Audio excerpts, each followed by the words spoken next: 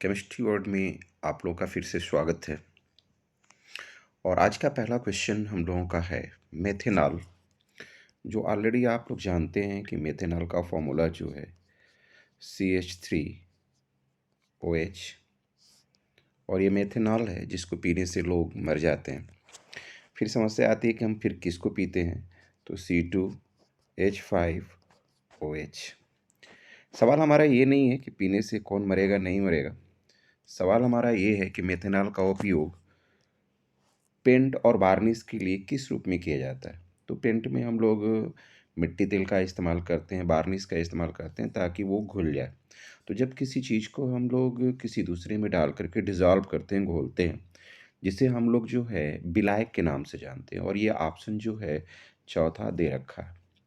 विन्यास तो किसी कीमत पे हो नहीं सकता, बेरिलियम से कोई लेना देना है नहीं, और एंथैल्पी मतलब एक ऊर्जा से मतलब है। तो यहाँ पे हमारा विलायक का ऑप्शन जो है बिल्कुल करेक्ट है, और इस ऑप्शन को सेलेक्ट करते हैं और देखते हैं क्या होता है, और ये बिल्कुल सही है। अगले क्वेश्चन की तरफ चलते हैं, और क्वेश्चन नंबर हम लोग बात करेंगे 2 की। अब ये कह रहा है कि मोनाजाइट, एक मोनाजाइट जो है एक अयस्क है, जो एक मिनरल्स भी कह सकते हैं, जो बालू में निम्नलिखित में से कह भी रहा है कि मोनाजाइट बालू में निम्न में से किस खनिज में पाया जाता है। तो बात आती है पोटेशियम में, ऐसा कोई मोनाजाइट पाया नहीं जाता, यूरेनियम में भी नहीं पाया जाता, थोरियम नहीं, सोडियम में नहीं पाया जाता, लेकिन यह जो है थोरियम में पाया जाता है। जैसे ये रेयर जो एलिमेंट होता है, तो ये जो है मोनाजाइट छोटे-छोटे टुकड़ों के रूप में जो है वो पाया जाता है। इसलिए हमारा ऑप्शन जो है थोरियम को दी जाता है, और ये बिल्कुल सही भी है।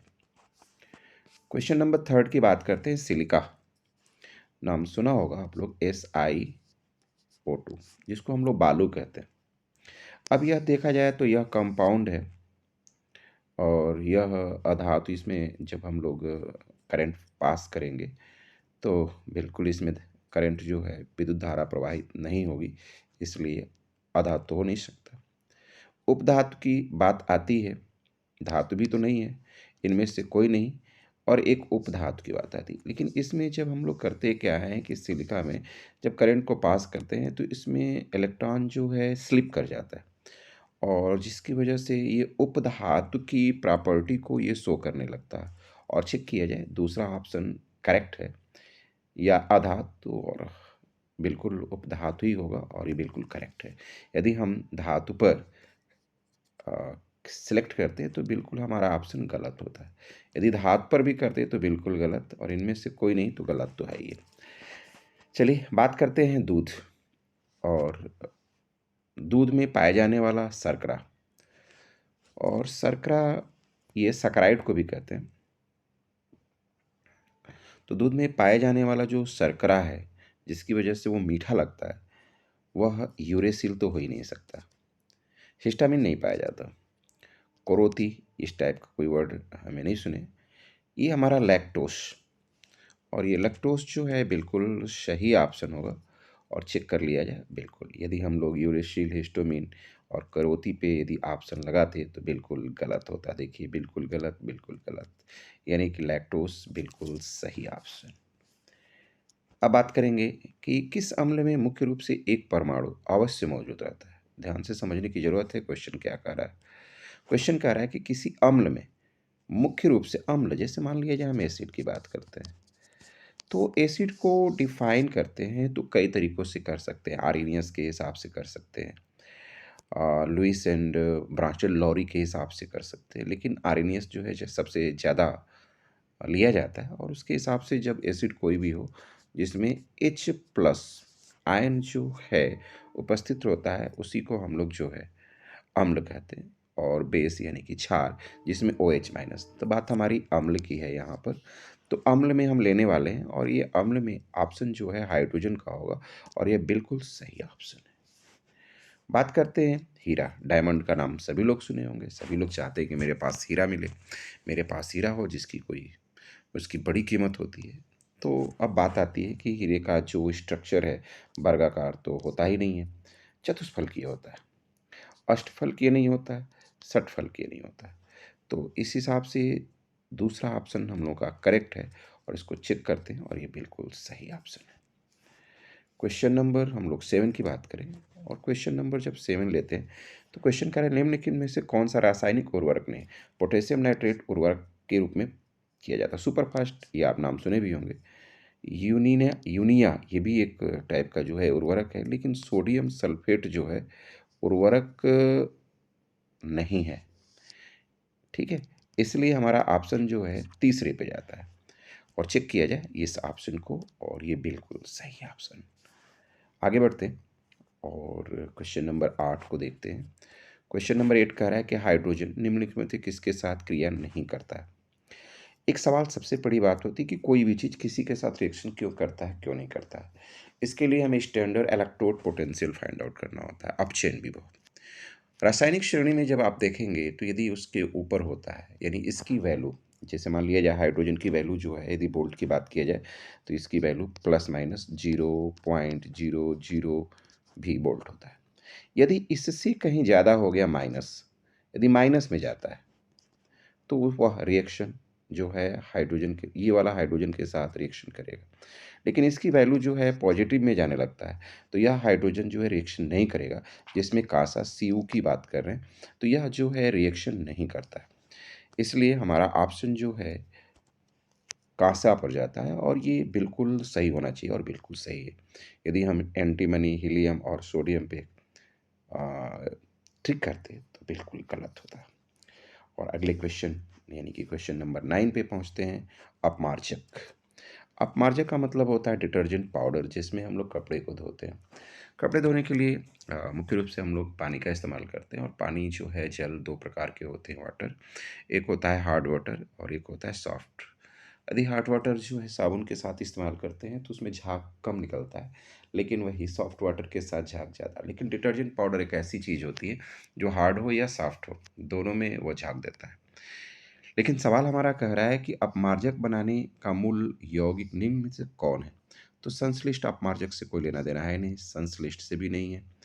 एल्कोहल का इस्तेमाल किया जाता है, जैसे अपमार्जक में जो टिकिया वगैरह बनाया जाता है तो वहाँ पे हम लोग यूज कर सकते हैं। वैसे स्पेशली अल्कोहल का प्रयोग जो है हम लोग साबुन वगैरह बनाने में किया जाता है और साबुन का इस्तेमाल जो है हम लोग कपड़े धोने वगैरह या नहाने धोने के यूज में किया जाता है। तो फ्रक्टोन का मतलब है नहीं, तो यहाँ पर हमारा ऑप्शन सीधे सीधे अल्कोहल पे जाता है और ये बिल्कुल सही है। अगले क्वेश्चन नंबर 10 की बात करते हैं। कार्बोहाइड्रेट, सीधे सीधे आप कार्बोहाइड्रेट मतलब सैकराइड की बात करेंगे और कोई ऑप्शन नहीं बनता। किसी एक सामान्य व्यक्ति के रक्त का पीएच स्तर क्या होता है, लगभग 7 के आसपास होता है। अब बात आती है कि क्या 7 के आसपास होता है तो क्या वो न्यूट्रल होता है, बिल्कुल नहीं। 7 से थोड़ा सा ज़्यादा होता है। आप देख रहे हैं कि ये थोड़ा सा ज़्यादा है, पहला ऑप्शन, तो ये पॉसिबिलिटी है, ये नहीं हो सकता। ये थोड़ा सा कम है और ये पीएच वैल्यू जो है 7 से कम नहीं हो सकता, क्योंकि पीएच की वैल्यू 7 से कम इसलिए नहीं हो सकता कि ब्लड में एसिड नहीं होता। और 8 पॉइंट ये में भी, लेकिन 7 के पास जो है थोड़ा सा ये जो पहला है ये ऑप्शन सही। इसलिए हम लोग जो है ऑप्शन की बात करेंगे पहला और वह होगा ये, और बिल्कुल सही भी है। यदि हम 8.25 से लेके 8.35 पर ले जाते तो यह बिल्कुल गलत होता। देखिए क्वेश्चन नंबर 11 की बात करते हैं। रेफ्रिजरेटर सीधा सा याद करने वाली चीज़ होती है और वह है दूसरा ऑप्शन क्लोरोफ्लोरोकार्बन, और ये बिल्कुल सही है।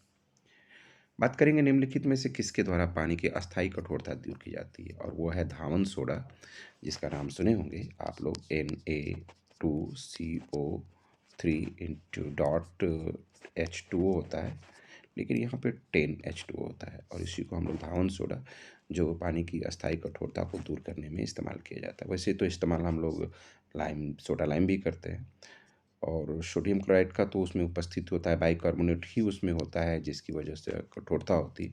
इसलिए हमारा ऑप्शन धावन सोडा, और यह बिल्कुल सही ऑप्शन होना चाहिए और चेक किया जाए और बिल्कुल सही है। क्वेश्चन नंबर 14, प्रत्येक आवर्त का प्रथम सदस्य, यानी कि हम बात करेंगे पहला सदस्य इस ब्लॉक में, तो पहला ग्रुप दूसरा ग्रुप, इसमें जो पाए जाते हैं वो होते हैं, जैसे याद करने का तरीका है, अ, हमारे लिए